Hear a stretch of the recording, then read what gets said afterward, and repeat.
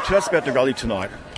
Yeah, so we're out here at the rally tonight to march for Gaza because Gaza is starving. We have seen children die of forced starvation at the hands of Israel's illegal blockade and siege on the Gaza Strip. This is coming after 22 plus months of Israel's ongoing genocidal bombardment of the Gaza Strip. And, you know, we need to escalate for Gaza because the situation is just so dire. And to be honest, I don't think that I've seen anything worse in my life than the images of skeletal children starving to death with aid trucks just hundreds of metres away. Well, we've even got the Australian Prime Minister Anthony Albanese calling it starvation and being quite surprised that the Israeli government said there's no starvation going on.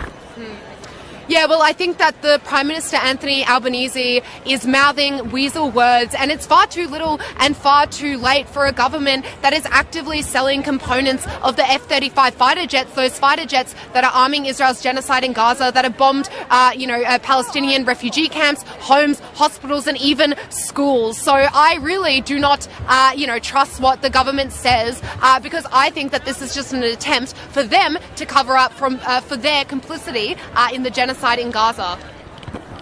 Okay, just finally, France has recently announced that it's going to recognise the state of Palestine, and Canada as well. And Australia hasn't decided yet. Albanese is not confirmed it yet. What's your take on Albanese's reluctance to recognise Palestine state?